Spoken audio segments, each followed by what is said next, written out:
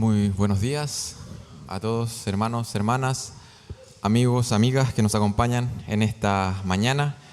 Estamos agradecidos del Señor, ¿cierto?, por poder estar juntos un día más como iglesia para exaltar el nombre de nuestro Dios. Me gustaría partir orando, que me acompañaran a orar para que el Señor sea hablando en este tiempo que vamos a pasar alrededor de su palabra. Oramos a nuestro Dios. Amado Padre Celestial, te damos gracias porque tú eres bueno, eres misericordioso, nos has traído con bien a este lugar. Padre amado, en esta hora rogamos, Señor, que tu nombre sea glorificado. Y ayúdanos, Señor, a poder ver cuán glorioso es tu nombre, cuán importante, valioso eres tú, Señor. Y ayúdanos, Señor, a responder a lo que tú nos vas a estar hablando en honra, en alabanza, en adoración, en obediencia, en amor hacia ti, Señor bendito. Ayúdanos, Señor, ¿por qué no a salir de este lugar pensando de una manera diferente, sintiendo quizás de una manera diferente, Padre, siendo, Señor, saliendo un poco más quizás decidido a hacer las cosas un poco mejor para tu honra y para tu gloria y en completa dependencia de ti, Padre. Te pedimos esto en el nombre de tu Hijo amado, Jesucristo, nuestro Salvador. Amén. No sé si están de acuerdo conmigo, pero yo creo que los creyentes somos personas espirituales. Y no sé si les ha pasado, a ustedes, compartiendo con gente en sus trabajos, con sus vecinos, que les digan, no sé, puedes orar por esto porque tú eres más espiritual, o porque tú estás más cerca de Dios, o ocupan ese tipo de expresiones muchas veces, ¿cierto? Puedes hacer esto porque tú eres más espiritual, o no sé, acércate a esa persona porque él es cristiano, él es más espiritual. Y de hecho, ciertamente nosotros creemos que los creyentes somos personas espirituales, ¿cierto? Tenemos vida espiritual. Y de hecho también creemos que pasamos por experiencias espirituales, como somos personas espirituales, ¿cierto? Pasamos por experiencias espirituales. Y pensando en esos términos, en esta mañana quisiera, en esta tarde, quisiera que pudiéramos pensar por medio de las Escrituras a qué nosotros debiéramos llamarle una experiencia espiritual. Si los creyentes somos personas espirituales, ¿qué significa tener espiritualidad? ¿Qué significa vivir una vida espiritual? ¿Qué está en el centro o qué debiera caracterizar una experiencia espiritual? Probablemente si te pido que puedas definir una experiencia espiritual, quizás pensamos, y lo primero que podemos pensar es en nuestra conversión. En aquel primer momento en donde el Señor cambió nuestros corazones. En aquel primer momento en que Dios salió a nuestro encuentro. Y lo más probable es que hubo un cambio grande. Y quizás para algunos fue una experiencia un poco incluso traumática, chocante, fue algo grande. Quizás para otros sensorialmente no lo fue tanto, pero sí hubo un cambio. Y podemos reconocer que en la conversión, en ese primer momento, lo más probable es que nosotros decimos, sí, esa fue una experiencia espiritual. Quisiera simplemente leer unas palabras que escribió un hombre hace unos cientos de años atrás, un científico bastante famoso, Blaise Pascal se llamaba, fue un matemático, un físico muy famoso, y él narraba lo que sintió, cómo fue su experiencia espiritual al momento de su conversión. Y el 23 de noviembre de 1654, él decía lo siguiente, relacionado, o sea, refiriéndose a su conversión. Él decía, desde aproximadamente las 10:30 de la noche hasta las 12:30, fuego. Dios de Abraham, Dios de Jacob, no de los filósofos expertos, certeza, certidumbre, sentimiento, gozo, paz. De esa manera él describía eso que experimentó al momento de rendirse a las plantas de Cristo. Y definitivamente nosotros podríamos decir, sí, eso fue una experiencia espiritual. Ahora, mi pregunta es, bueno, en ese primer momento en que nos convertimos en cristianos, vivimos eso, pero ahora la palabra dice que tenemos vida espiritual. ¿Cómo luce esa vida espiritual? ¿Cómo luce hoy? ¿Cómo lucen hoy esas experiencias espirituales? ¿Qué es la espiritualidad? Es algo que hoy día vivimos nosotros como personas que tenemos vida espiritual. ¿Qué es? ¿Cómo luce eso? Si es que decimos que vivimos bajo la dirección y el poder del Espíritu Santo de Dios que habita en nosotros, ¿cómo luciría entonces, cómo lucen hoy esas experiencias espirituales en nuestra vida? ¿Será algo, son solamente esas experiencias grandes que podemos tener en ciertos momentos? Quiero que en esta mañana, en esta tarde, podamos meditar en eso, meditar en nuestra vida espiritual, meditar cómo cultivamos nuestra vida espiritual. Quiero que en esta tarde podamos pensar, evaluar nuestra vida espiritual y la manera en que el Espíritu Santo, la persona de Dios, está habitando en nosotros, cómo nos está guiando y cómo estamos experimentando eso. Vamos a ir a Gálatas capítulo 5, versículo 22 al 26.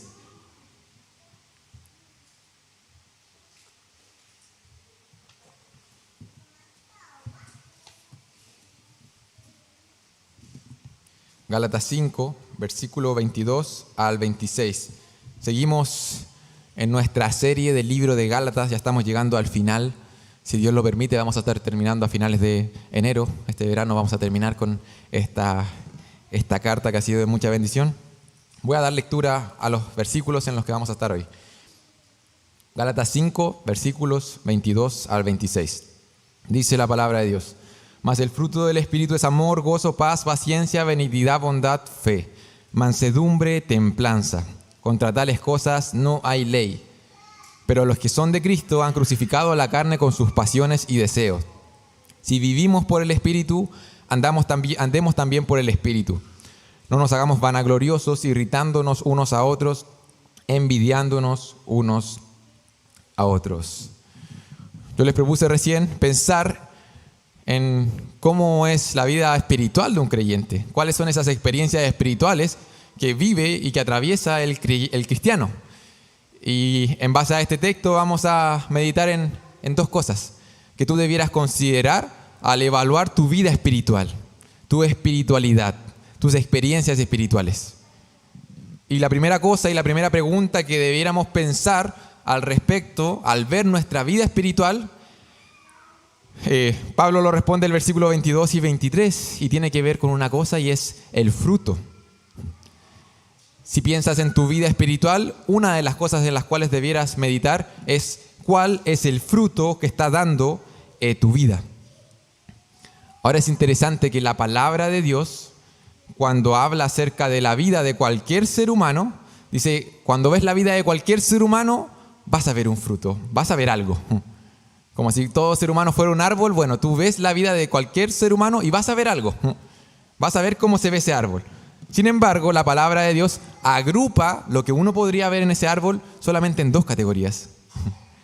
Dice, ¿sabes qué? Cuando ves la vida de una persona, o tú ves el fruto del Espíritu, en el versículo 22, y ahí vamos a estar hablando acerca de eso, o ves las obras de la carne. Versículo 19. Y eso fue un poco lo que se estuvo exponiendo la semana pasada. Cuando miras la vida de una persona, o ves el fruto del Espíritu, o ves obras de la carne. Y de hecho, del versículo 16 al versículo 23, Pablo habló extensamente acerca de eso. Y hizo un contraste. Son dos polos opuestos. El fruto del Espíritu, las obras de la carne. Y Pablo hablaba, y resumiendo un poco la enseñanza de la semana pasada, hablaba de que si es que una persona está siendo guiada por sus deseos naturales, por los deseos de la carne, él le llamaba pasiones igualmente, bueno, ¿cómo se va a ver ese árbol, podríamos decir? Bueno, se va a ver lleno de obras de la carne, porque nacen de los deseos de la carne, deseos naturales que están dentro de nosotros. Y estas obras son manifiestas, decía Pablo. Las voy a leer solamente a modo de recordatorio, versículo 19. Y manifiestas son las obras de la carne, que son adulterio, fornicación, inmundicia, lascivia, idolatría, hechicería, enemistades, pleitos, celos, iras, contiendas, disensiones, herejías, envidias y homicidios, borracheras, orgías y cosas semejantes a estas, acerca de las cuales os amonesto, como ya los he dicho antes, que los que practican tales cosas no heredarán el reino de Dios. Pablo habló acerca de lo que hay de un lado de la moneda, ¿cierto? Naturalmente tenemos estos deseos y cuando los abrazamos se manifiestan a través de estas obras de la carne, que pueden lucir de diferentes formas, pero básicamente es nuestra carne, es la naturaleza humana. Y si usted y yo miramos el mundo, podemos ver eso.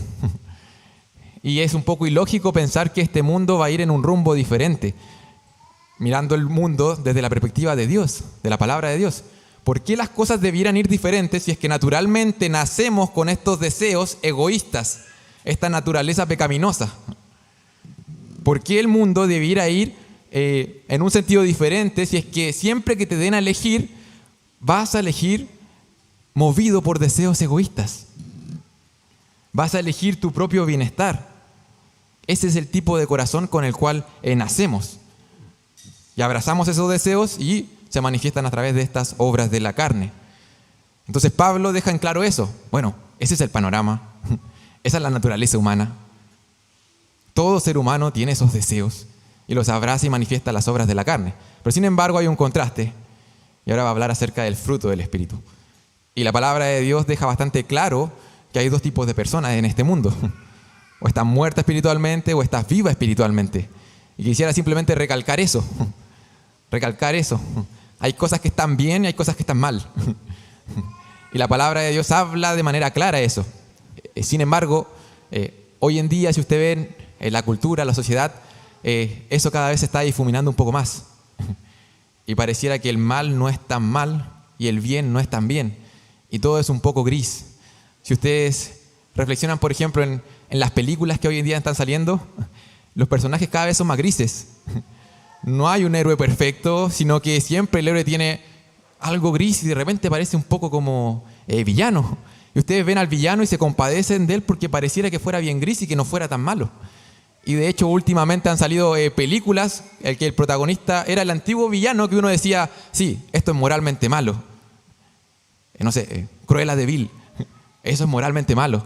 Y hoy en día salen películas en donde la moralidad está un poco difuminada. Y el malo no es tan malo y el bueno no es tan bueno y pareciera que todo tiene algún tipo de justificación. Volviendo a la palabra, aquí el panorama no pinta bien. Dice, ¿sabes qué? Esos deseos no agradan a Dios. Son deseos carnales, son obras de la carne y van a tener consecuencias. De hecho, es bastante fuerte cómo termina ese versículo 21. Los que practican tales cosas no heredarán el reino de Dios. El panorama no pinta muy bien. Sin embargo, la palabra de Dios nos trae esperanza. Y aquí está la esperanza, y lo que vamos a estar viendo aquí está la esperanza que está en la palabra de Dios. Hay un camino, hay una alternativa a la rebelión contra Dios, hay una alternativa a esos deseos egoístas. ¿Cómo puede ser posible que personas con corazones egoístas puedan dejar de abrazar esos deseos egoístas? ¿Cómo es posible eso? Bueno, Dios lo ha hecho posible. Dios lo ha hecho posible. El hecho que no toda la humanidad esté encasillada en aquellos que practican tales cosas no heredarán el reino de Dios, eso es solamente obra de Dios. Dios ha intervenido. Dios ha intervenido y Él prometió que nos daría un nuevo corazón. Mira acá, este corazón es un corazón de piedra que solamente abraza y tiene una tendencia a abrazar esos deseos egoístas. Bueno, Dios tuvo que intervenir y ofrece la alternativa, la opción de poder darnos un nuevo corazón con nuevos deseos, un nuevo corazón sensible a la realidad de quién es Dios. Eso es nacer de nuevo. Eso es lo que Jesús le decía a Nicodemo, ¿cierto? Es necesario que nazcas de nuevo porque estás muerto. Es imposible que tú con tu propio corazón egoísta puedas agradar a Dios, incluso querer algo acerca de Dios de manera sincera. Necesitas un nuevo corazón, nuevos deseos, una nueva naturaleza. Y al confiar en Cristo, al creer en Él, eso nos es dado. Somos nacidos de nuevo, regenerados.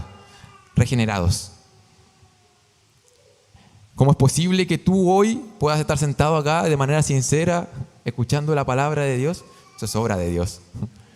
Son nuevos deseos, nuevo nacimiento. ¿Cómo es posible que te interese la realidad acerca de Dios? ¿Te interese entregarte a Dios y entregarte hacia los demás? Bueno, solamente es obra de Dios. Él ha creado eso en ti. una nueva naturaleza, nuevos deseos, vida espiritual. Ahora, la cosa no es tan sencilla quizás. Y Pablo aquí lo está diciendo. Él comenzó diciendo, de hecho, en el versículo 17, porque el deseo de la carne es contra el espíritu. Tú eres nacido de nuevo, pero sabes que aún dentro de ti hay una guerra civil. ¿Cierto? Dios intervino, nos da nuevos deseos, pero aún hay rastro de esa antigua naturaleza, de esos deseos, de esa carne. ¿Por qué? Porque yo miro acá y no veo a puros ángeles. ¿Ah? Y me veo a mí y tampoco, estoy muy lejos de eso. Es por eso, aún estamos acá. Y hay una guerra civil, hay una guerra interior, hay una tensión dentro de nosotros, en donde los deseos del espíritu batallan contra los deseos de la carne. Entonces, y con lo que acabo de hacer, intenté resumir la enseñanza de Pablo para llegar al versículo 22. Entonces, aquel que abraza los deseos de su carne, bueno, va a manifestar las obras de la carne, pero ¿sabes qué? Si respondes a los deseos del espíritu, Pablo habla acerca de otra cosa que sucede, algo maravilloso.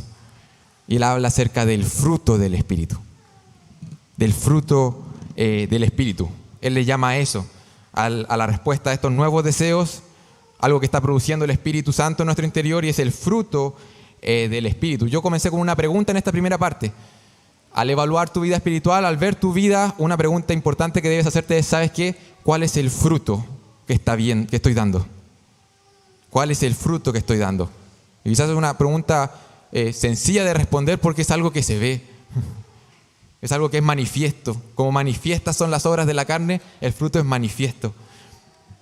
¿Y cuál es este fruto? Bueno, no es cualquier fruto, no son cualquier tipo de acciones, no es cualquier tipo de pensamientos. Es Dios que ha intervenido en nosotros, Él produce ese fruto y Él le está diciendo acá, ¿sabes qué? Este es el fruto. Este es el fruto del Espíritu.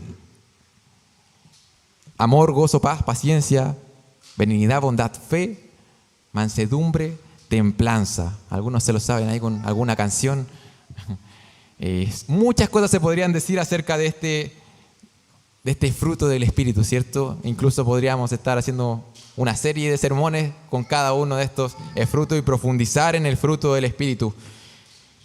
Simplemente quiero destacar algunas cosas que debiéramos pensar acerca de este fruto del Espíritu. Lo primero que me gustaría destacar acerca de este fruto del Espíritu es que hay un contraste en la manera en que Pablo habla acerca de las obras de la carne y del fruto del Espíritu. Pablo no habla acerca de las obras del Espíritu. Y a menudo se afirma que esto es porque el fruto es producido de manera natural. Y de hecho en Gálatas había un problema con respecto a las obras y el lugar de las obras y la obediencia, y pareciera que adrede Pablo no habla de obras del Espíritu. ¿Sabes qué dice? ¿Sabes que esto es fruto del Espíritu? Esto es algo natural. Es la naturaleza del árbol. ¿Sabes qué? Si eres un tipo de árbol, este va a ser el fruto que va a dar. Es el fruto del Espíritu.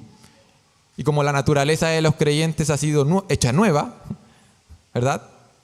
Ha sido regenerada, bueno, este es el fruto que va a dar. Este es el resultado de esta nueva naturaleza. No son tus obras, no son tus esfuerzos, sino que es algo sobrenatural. Es el fruto del Espíritu. Es el resultado de lo que Jesús está haciendo por medio de su Espíritu en ti. Eso es lo que dice ahí la palabra. Y ahora, muchos han intentado dar categorías a estos frutos o intentar explicar algún tipo de orden. Normalmente se dice que el primero de estos frutos es el amor, porque es el fruto primario, el fruto fundamental. Y simplemente yo, al recorrer estos frutos, quisiera dar quizás una especie de pequeña definición basada en las Escrituras acerca de cada uno de estos frutos, para que reflexionemos nuevamente en el fruto que está dando nuestra vida, el fruto del Espíritu. Y Pablo habla que este fruto del Espíritu el fruto está compuesto por amor. Y quiero que pienses nuevamente que este fruto es del Espíritu, es algo sobrenatural. Muchos de nosotros, quizás de manera natural, no sé, por tu genética, por cómo te criaron, quizás somos personas más amorosas o menos amorosas.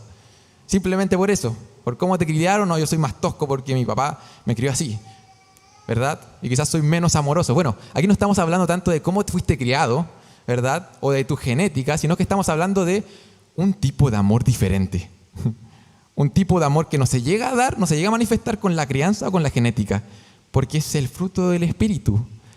Es el amor distintivo cristiano, este amor que huele a Jesús. Ese es el amor del fruto del Espíritu. No es simplemente que ser una persona amorosa naturalmente, no.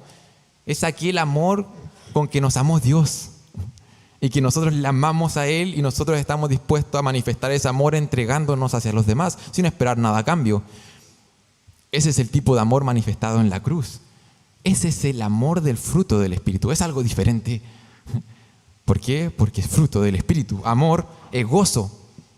Nuevamente, ¿cuántos conocemos de acá personas que no son creyentes y que son muy alegres? Naturalmente son muy alegres. Ahora aquí estamos hablando de gozo como fruto del Espíritu. En la cultura greco-romana, a menudo la alegría estaba muy asociada con la satisfacción de los deseos. Es por eso que muchas veces eran muy entregados a satisfacer los deseos de cualquier manera, porque eso les generaba una especie de alegría, gozo, felicidad, ¿cierto? El gozo estaba muy asociado con la satisfacción de los deseos que tenemos. Ahora el gozo del creyente es un poco diferente, porque la palabra de Dios a menudo menciona el gozo y de repente en la misma oración aparecen tribulaciones y uno queda un poco choqueado, porque uno sabe que una tribulación, un problema no va a generar un placer en nosotros. Pareciera que esto es contracultural. Primera de Tesalonicenses 1:6, y vosotros vinisteis a ser imitadores de nosotros y del Señor, recibiendo la palabra en medio de gran tribulación. Eso probablemente era sufrimiento, con gozo del Espíritu Santo. Entonces el gozo que produce el Espíritu Santo no está fundamentado, ¿verdad?, en cierta circunstancia que puede producir placer en tu vida, sino que está fundamentado en el carácter de Dios y quién es Dios por medio de Cristo en ti. Eso es gozo y eso no cambia.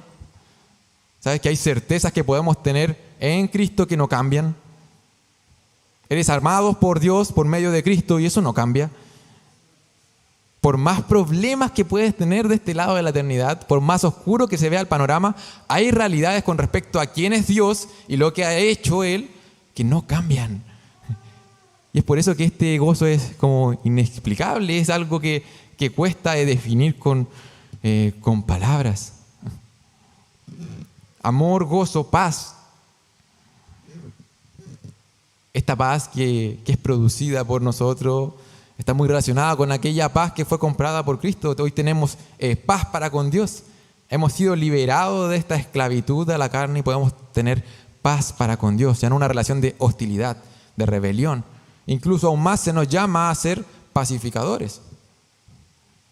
Cada creyente debiera ser un pacificador. ¿Por qué?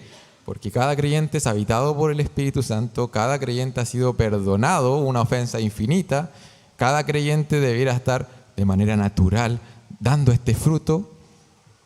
Nuestras relaciones debieran buscar eso. Debiera buscar la reconciliación, la paz, siempre que dependa de nosotros, como Pablo lo especificaba en Romanos 16. Estar en paz para con todos, siempre que nosotros intentando hacer todo lo que está dentro de nuestras posibilidades para poder tener nuestras relaciones en paz. Eso es fruto del Espíritu. Amor, gozo, paz, paciencia. Creo que bastante claro, tiene que ver con la tolerancia a ofensas, a dificultades, a heridas que nos infligen, a situaciones que nos puedan irritar. Eso es sobrenatural. Eso a mí no me nace de manera natural. Amor, gozo, paz, paciencia, benignidad. A menudo está muy íntimamente relacionado con la misericordia. Ser benigno es ser misericordioso. Así como Dios mostró misericordia a esta creación rebelde. Tiene que ver con la consideración hacia los demás, con benevolencia. Bondad, excelencia moral, buscar el bien, Fe, que también se podría traducir quizás de manera más específica como fidelidad. Ser alguien en quien se puede confiar. Mansedumbre. Esta mansedumbre tiene que ver con una actitud humilde, amable, paciente en medio de las ofensas. Es una persona que no reacciona con violencia ante cualquier provocación. Ese es Jesús, que es manso y humilde de corazón. Mansedumbre, templanza, o muchas veces se expone como dominio propio. La capacidad de refrenar las pasiones, los apetitos, en mantener el control. Hemos visto cuál era nuestra antigua naturaleza y podemos ver que alguien pueda tener dominio propio es simplemente fruto del Espíritu. Amor, gozo, paz, paciencia, benignidad, bondad, mansedumbre, templanza. Este es el fruto del Espíritu, hermanos. Y si usted se da cuenta y si sigue estudiando, se va a dar cuenta que este fruto del Espíritu no es más que el carácter de Cristo, que se está formando en los creyentes.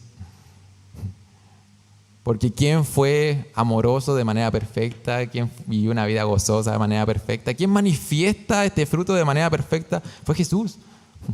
Y de hecho Él estaba empoderado por el Espíritu Santo y es por eso que este era el fruto del Espíritu. Este es el carácter de Cristo que se está formando en nosotros.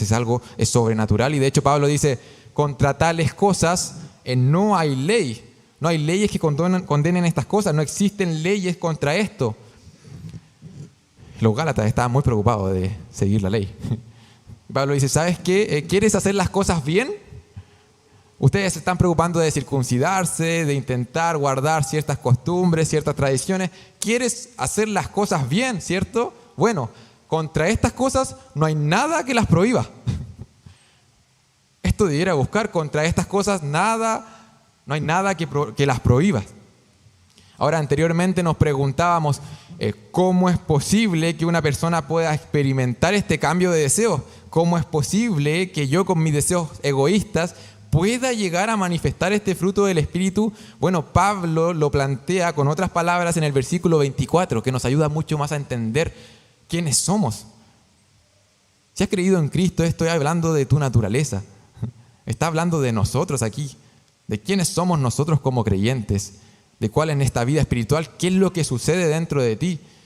Y dice, bueno, este es el fruto del Espíritu, pero los que son de Cristo han crucificado la carne con sus pasiones y deseos. ¿Cómo es posible que el creyente pueda manifestar este fruto? ¿Sabes qué? Es el poder de Dios que tuvo que manifestarse en Cristo. Y en Cristo la carne ha sido crucificada, junto con sus pasiones y con sus deseos. Antes, el único fruto que íbamos a experimentar era aquel fruto que sabía a muerte. Romanos 7:5 dice, porque mientras estábamos en la carne, las pasiones pecaminosas eran por la ley, obraban en nuestros miembros llevando fruto para muerte. Ese era el camino. Ahora podemos experimentar algo diferente, porque en Cristo esa carne ha sido crucificada. Eso es lo que dice la palabra de Dios. Eso ha sido crucificado. La victoria ha sido declarada. Ya es una certeza. Ahora, Miguel Núñez, este pastor que muchos de nosotros escuchamos, hablando acerca de esto, él decía que la carne ha sido crucificada, pero al hablar acerca del lenguaje de crucifixión, normalmente las crucifixiones eran largas. De hecho, la crucifixión de Cristo fue más bien, no fue tan extensa en horas. Bueno, recibió bastante más padecimientos que una persona normal que era crucificada, pero normalmente a las personas se les subía, se les crucificaba y se les dejaba ahí hasta que murieran. Y podían pasar días de la persona ahí agonizando en ese madero. Y este pastor planteaba y decía, ¿sabes qué? Tu carne ha sido crucificada, ya está muerta, ya la sentencia está hecha, la victoria está declarada. Pero ¿sabes qué? Aún de repente tiene algunos dejos de vida. Aún está ahí, agonizando. Es declarado, ya no hay ninguna alternativa. La victoria ya fue comprada por la sangre de Cristo. Sin embargo, muchas veces nosotros nos acercamos a ese madero en donde está nuestra carne y les ofrecemos un poquito de agüita. Intentamos alimentarla. Cristo dice que aquello ya fue crucificado, eso fue comprado por Él. Ha crucificado la carne con sus pasiones y deseos, y eso es una garantía que tenemos, una garantía de victoria.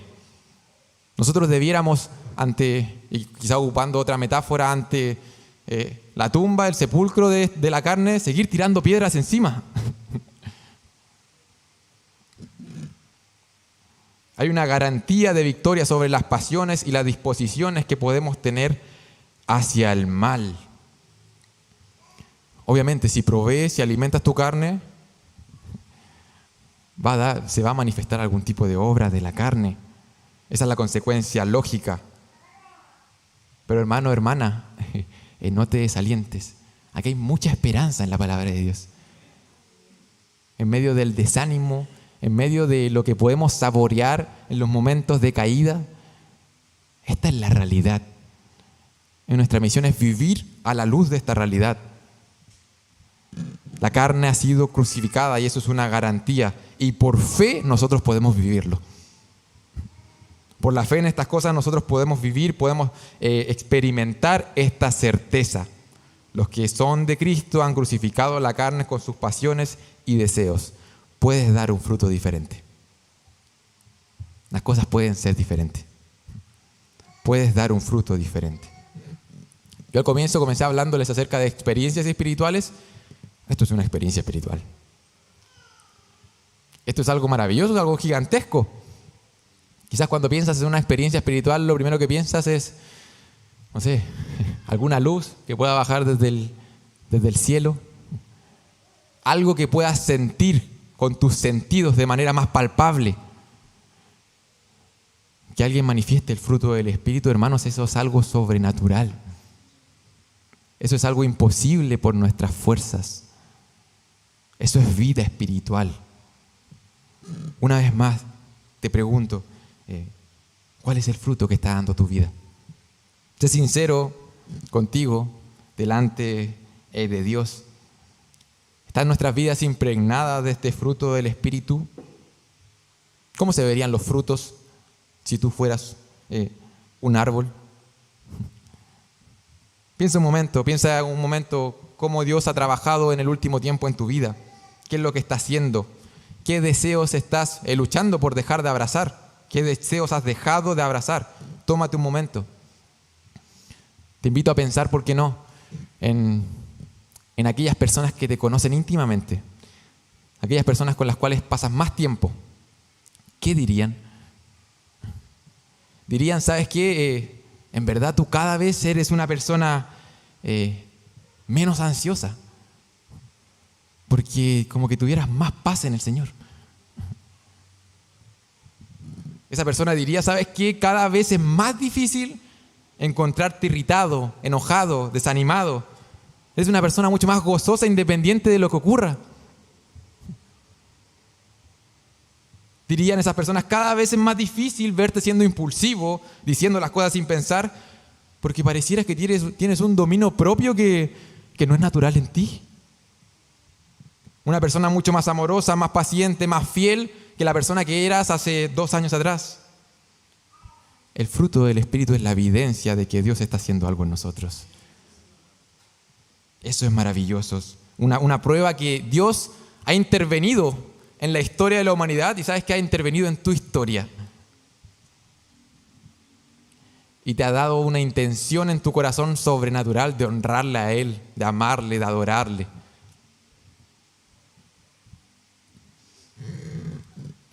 Al hacer este ejercicio de introspección, probablemente tú te des cuenta que a veces sí, a veces no. En algunas áreas quizás sí, en otras no. Señor, tengo mucho que crecer aún. El fruto del Espíritu es algo importante, ¿cierto? Es una evidencia, es algo que podemos disfrutar en nuestra vida. Ahora Pablo no solamente se queda con el fruto del Espíritu, con algo que se está manifestando, y la palabra de Dios normalmente no se queda solamente con eso, sino que va a lo profundo, va al interior, va al corazón. El objetivo de la palabra no es cambiar el barniz de nuestras vidas. No es cambiar solamente la superficie de nuestras vidas. El objetivo de la palabra no es cambiar solamente nuestro comportamiento, nuestros hábitos.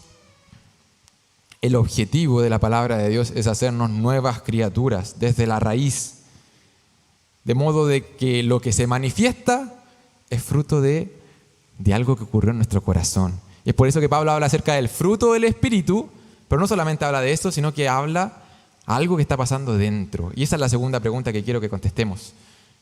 Al pensar en nuestra vida espiritual, bueno, puedes pensar qué fruto estoy dando. Y no solamente te quedes con los frutos, podemos pensar, ¿sabes qué? ¿Qué está produciendo eso que se está manifestando? ¿Qué hay en mi interior? De alguna parte viene eso que se está manifestando. ¿Qué está produciendo ese fruto? Y el versículo 25 y 26 nos hablan al menos de dos asuntos que debiéramos tener en consideración al pensar en lo que ocurre en nuestro interior. Y lo primero en lo cual hay que pensar es algo muy sencillo, muy básico, que quizás algunos podrían considerarlo. Que Pablo dice en el versículo 25, si vivimos por el Espíritu, andamos también por el Espíritu. Al considerar que hay en nuestro interior, el punto de inicio debiera ser considerar qué tipo de árbol eres. Si es que tiene vida en el Espíritu. Si vivimos en el Espíritu, andemos también por el Espíritu. La pregunta básica debiera ser, ¿sabes que tengo vida espiritual? ¿Tengo vida espiritual?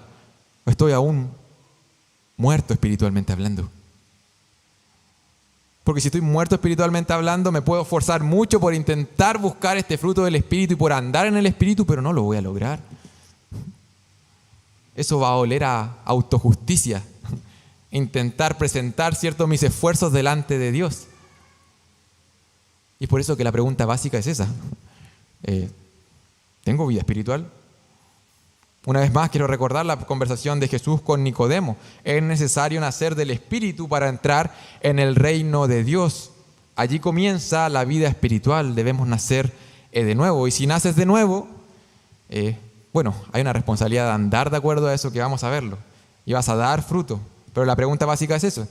Sin el nuevo nacimiento no habrá andar en el Espíritu. No habrá fruto del Espíritu. De hecho, Romanos 8:14 lo dice quizás de manera más clara a como yo lo puedo decir. Porque todos los que son guiados por el Espíritu de Dios son hijos de Dios. Aquellos que han sido nacidos de nuevo, son guiados por el Espíritu Santo. Van a estar caminando de cierta manera, van a estar experimentando al Espíritu de cierta forma. Entonces, el primer asunto al hablar de esto es considerar si ha nacido de nuevo o no. Y de hecho la manera en que lo pone Pablo aquí es de manera condicional. Si vivimos por el Espíritu, andemos también por el Espíritu. La pregunta es, ¿sabes que esto es realmente cierto? ¿Esta vida en el Espíritu es realmente cierta? O en palabras de Jesús, Él dijo, por sus frutos los conoceréis. Por sus frutos van a conocer ¿qué cosa? ¿Quiénes son? ¿Qué hay en su interior? En el mismo pasaje, en la misma porción, dice, así todo buen árbol da buenos frutos, pero el árbol malo da frutos malos. La pregunta es, ¿sabes qué tipo de árbol soy? ¿Realmente tengo vida espiritual o me he estado engañando? En mi casa tengo algunas plantas de tomates. Y todos los veranos me gusta plantar plantas de tomates.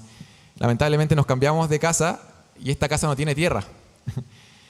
Y el único lugar donde tiene tierra es afuera de la casa, en 2 cuadraditos de este tamaño. Uno a la derecha de la casa y otro bien a la izquierda de la casa. 2 cuadraditos en la calle, en el pasaje. Y planté tomates en la calle por ahí por septiembre, que es la época, y ahora ya están dando algunos frutos. Los planté en la calle. ¿Y sabes qué? Quiero compartirte esta ilustración porque ambos tomates lucen muy diferentes.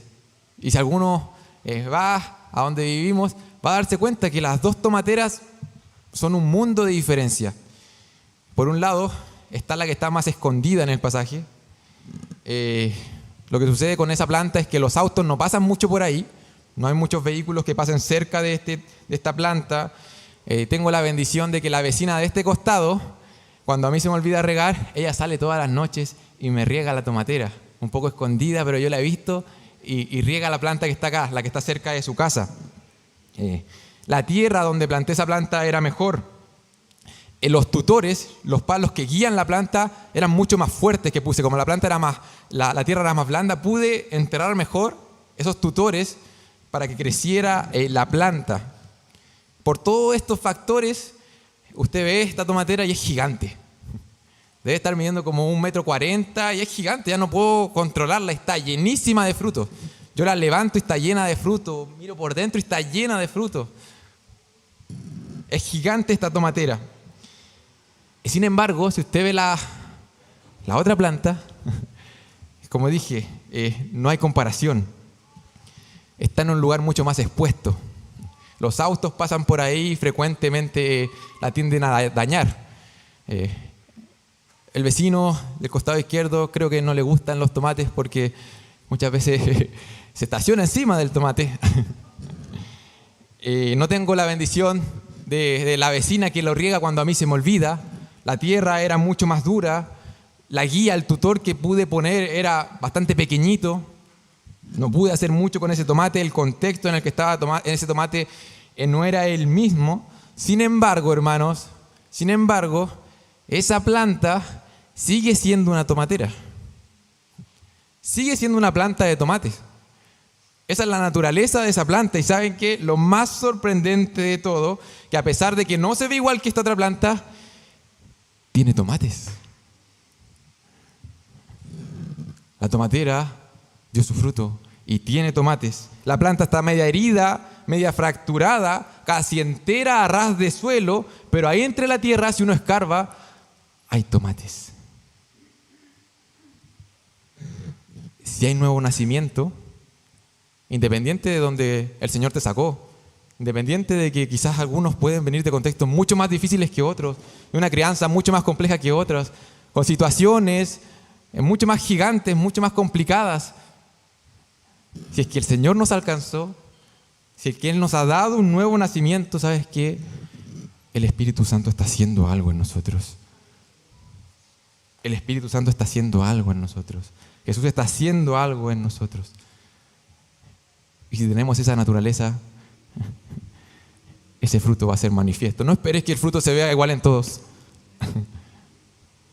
Porque el Señor trabaja de manera particular en cada uno de nosotros.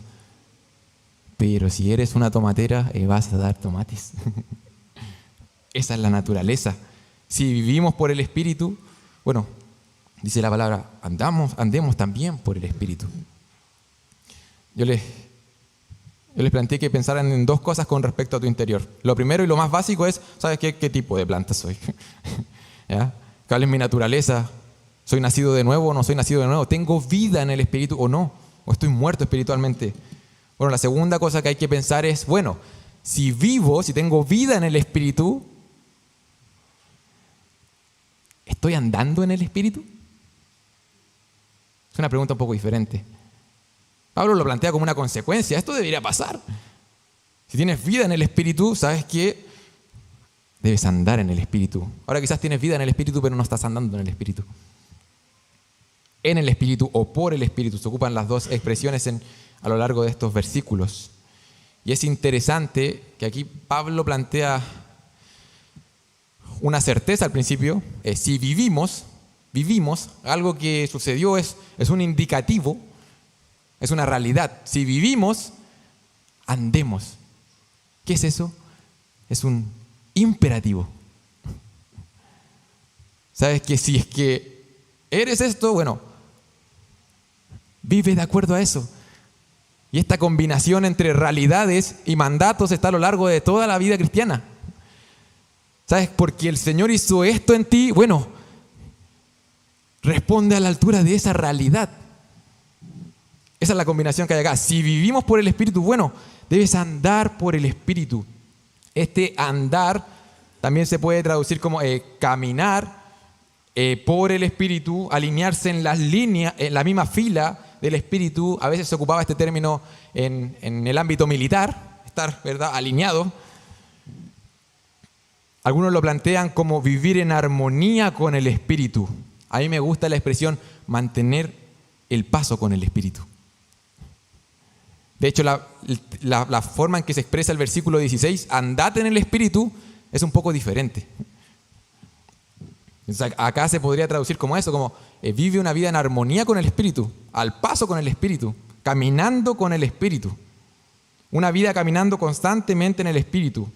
Una vida que está determinada por el Espíritu, que está dirigida por el Espíritu, fortalecida por el Espíritu.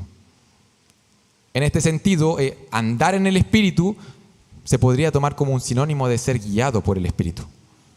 De hecho, Pablo aquí en esta porción extensa, lo ocupa de manera análoga. Andar en el Espíritu, ser guiado por el Espíritu, se podría tomar como un sinónimo. Es interesante eso, porque a menudo pensamos que ser guiados por el Espíritu quizás es al fin lograr tener una respuesta bien clara, bien explícita de parte de Dios. Aquí la palabra de Dios dice, ¿sabes qué? Ser guiado por el Espíritu es estar andando en armonía con Él. Ahora, todavía no respondo quizás la pregunta de, ¿pero qué es andar en el Espíritu? ¿Qué es andar en armonía con el Espíritu? ¿Qué es caminar al paso con el Espíritu? Creo que el versículo 16 nos entrega la respuesta. Ahí la palabra dice, digo pues, andad en el Espíritu y no satisfagáis los deseos de la carne. El texto ahí, como lo veíamos la semana pasada, nos muestra qué es lo opuesto a andar en el Espíritu. ¿Sabes qué no es andar en el Espíritu? Es estar satisfaciendo los deseos de tu carne. Eso no es estar en armonía con el Espíritu. Eso no es estar siendo guiado por el Espíritu. Eso es todo lo contrario. Satisfacer los deseos de nuestra carne, que esos impulsos nos sigan controlando. Esos impulsos sobre los cuales Cristo ya declaró la victoria. Esos impulsos que ya no nos gobiernan. Bueno, andar de acuerdo a esa antigua realidad no es andar en el Espíritu. Por lo que andar en el Espíritu sucede cuando atendemos a estos nuevos deseos del Espíritu. Cuando seguimos la voluntad del Espíritu. Eso es ser guiado realmente por el Espíritu. Eso es andar en el Espíritu. Es dejar de satisfacer los deseos de la carne que se oponen a la guía, a la voluntad del Espíritu. Yo traje una pequeña definición acá. Andar en el Espíritu es someter, ignorar, mortificar la antigua voluntad y responder a la guía del Espíritu Santo. Cuando eso sucede, el fruto del Espíritu aparece. Y eso, hermanos, es santificación. Eso es la vida cristiana. Eso es santificación, es ser transformado de gloria en gloria mientras contemplamos, ¿verdad?, a este glorioso Salvador. Eso es transformación. Eso es. Y eso sigue siendo una experiencia espiritual. Es algo sobrenatural. Eso es lo que vivimos tú y yo si hemos confiado en Cristo. Santificación. Andar en el Espíritu. Para hacerlo aún más concreto, Pablo atiende a un problema particular de la iglesia. Les llama, ¿sabes qué? Anden en el Espíritu. Y versículo 26 dice, no nos hagamos vanagloriosos, irritándonos unos a otros, envidiándonos unos a otros. Pareciera que esto no estuviera muy relacionado con lo que Pablo ha estado diciendo. Aquí lo que está diciendo Pablo, ¿sabes qué? Eso no es mantener el paso con el Espíritu. Eso es abrazar los deseos de tu corazón, deseos egoístas, deseos carnales. Hacernos vanagloriosos, irritándonos unos a otros, envidiándonos unos a otros. Eso no es andar en el Espíritu. Pablo hace un llamado aquí a la armonía, ¿cierto?, frente a lo que estaba sucediendo en Galacia, frente a esta tensión, esta división, estas personas que están introduciendo ciertas enseñanzas. Y ¿sabes qué? Es impresionante pensar que la verdadera espiritualidad tiene mucho que ver con esto. No tiene que ver con algo tan místico. Tiene que ver con esto, tiene que ver con andar en el Espíritu. ¿Y cómo se podría ver en la práctica? ¿Qué manera más clara? ¿Sabes qué? Se ve así. Dejar de irritarse unos a otros, dejar de envidiarnos unos a otros. Si dices tener una relación profunda con Dios, bueno, se manifiesta así. Eso es verdadera espiritualidad. Eso es verdadera vida espiritual. ¿Quieres andar en el Espíritu? ¿Quieres experimentar el fruto del Espíritu en tu vida? Bueno, aquí está la decisión. O te entregas a los deseos de la carne, o te entregas al servicio a Dios y hacia los demás. ¿Quieres saber si estás andando en el Espíritu? Bueno, aquí hay un indicador. No digo que sea el único, pero aquí hay un indicador. Mira cómo te estás relacionando con las personas a tu alrededor. Cómo les sirves, cómo les amas, cómo buscas su bienestar, cómo tienen lugar en tu agenda, en tus finanzas, en tu vida. Aquí hay un indicador. Ya para ir finalizando. A menudo, muchas veces, tendemos a quedarnos solamente con el momento de nuestra conversión en cuanto a explicarle a un no creyente qué es lo que es ser cristiano. ¿Sabes qué? Tienes que creer que Cristo pagó por tus pecados, ¿cierto? Tú tenías una deuda para con Dios, eras enemigo de Dios, pero en Cristo puedes ser reconciliado. Cree en Él, arrepiéntete y cree. Muchas veces al explicar lo que significa esta nueva vida que podemos tener delante de la presencia de Dios, quizás nos quedamos un poco cortos al hablar solamente de eso, de ese momento de la conversión. Sin embargo, el Señor Jesús nos mandó a bautizar en el nombre del Padre, el Hijo y el Espíritu Santo y a enseñar que estos discípulos puedan guardar todas las cosas que Él ha mandado. Y esa vida de obediencia, de amor hacia Él, es una vida espiritual igualmente, a la altura de esa nueva vida que tenemos en ese momento de la conversión. Creo que es importante saber responder la pregunta, ¿sabes qué? Nací de nuevo. ¿Ahora qué? Anda en el Espíritu. Nací de nuevo. Ahora, ¿en qué consiste esta nueva vida del creyente? ¿Sabes qué? Anda en el Espíritu. Y te invito a eso, hermano. A seguir perseverando, a responder a la voluntad de Dios que está aquí revelada. Y que si es que has creído en Cristo, tienes la capacidad de poder ser sensible a estas verdades. Que el Señor siga haciendo esta obra y que cada día podamos manifestar de mayor manera el fruto del Espíritu Santo. Vamos a orar. Amado Padre Celestial, te damos gracias, Señor, porque tú eres un Dios poderoso. Tan poderoso para cambiarnos, cambiar a cualquier tipo de persona, Señor amado. Cambiar nuestra naturaleza, Señor, darnos verdadera vida espiritual. Alejarnos de aquel egoísmo, Señor, aquella indiferencia que muchas veces presentamos ante ti, Señor, y romper ese duro corazón, Señor, darnos un nuevo corazón que puede amar. Amar de verdad, amarte a ti, amar a las personas. Padre bendito, ayúdanos a responder a este mandato, a lo que tú nos estás diciendo hoy. Ayúdanos a andar en el Espíritu. Ayúdanos a responder a esos deseos, Señor amado. Líbranos de satisfacer los deseos de nuestra carne. Líbranos, Señor, de que nuestra fe sea enfriada.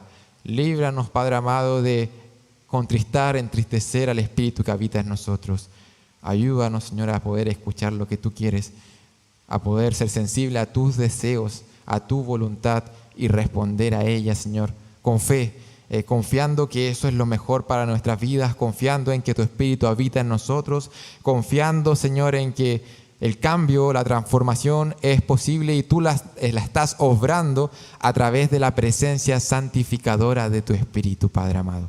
Ayúdanos, Señor, ¿por qué no?, a en este camino disfrutar de esta experiencia espiritual que es ser formado a la imagen de Cristo, que es lo mejor que nos pueda pasar. Te pedimos esto en el nombre de tu Hijo amado, de Jesucristo, nuestro glorioso, bendito Salvador. Amén. Que el Señor los bendiga, hermanos.